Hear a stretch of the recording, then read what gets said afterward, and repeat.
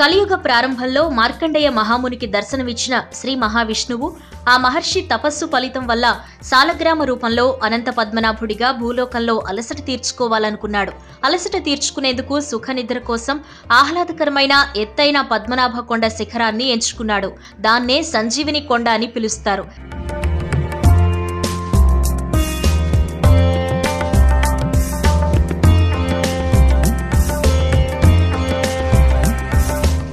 శ్రీకాకుళం జిల్లా శ్రీముఖలింగం మహాక్షేత్రానికి సమీపంలో ఉంది ఈ సంజీవని కొండ.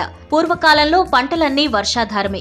ఎప్పుడైనా వర్షాలు లేకుంటే సంజీవని కొండపైకి వెళ్లి అక్కడ కొలువైన శ్రీ మహావిష్ణువుకి ప్రత్యేక పూజలు చేసి స్వామివారి పాదాలపై పాయసం పోసేవారు. అది ధారులుగా ప్రవహిస్తే వర్షాలు సమృద్ధిగా పడి పంటలు బాగా పండేవని పూర్వీకులు చెబుతారు. సంజీవిని కొండపైనే సంజీవని తీర్థం ఉంది. ఓసారి గొర్రెల కాపరి పద్మనాభుడి పర్వతంపైకి గొర్రెలు మేపుతూ వెళ్లాడు. పైన ఉన్న సంజీవని తీర్థంలో దేవతలు స్నానం ఆచరిస్తారు.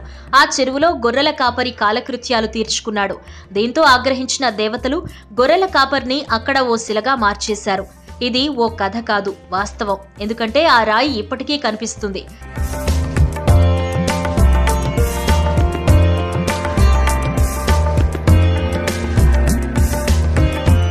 పద్మనాభుడి కొండపైనే ఉన్న పద్మ సంజీవకం అనే తీర్థం ఉంది. ఇక్కడ మరణించిన మనుజుడు తిరిగి బతకటంతో ఈ తీర్థం మృత్యుంజయ తీర్థంగా పేరుగాంచింది. ఇక్కడ స్నానం ఆచరిస్తే జన్మ జన్మాంతర దోషాలు పరిహారమై శివ సాన్నిధ్యాన్ని పొందుతారని ప్రతీతి. పాండవులు అరణ్యవాస కాలంలో పద్మనాభ కొండను దర్శించుకుని అనంతరం శ్రీముఖలింగాన్ని దర్శించుకున్నారు.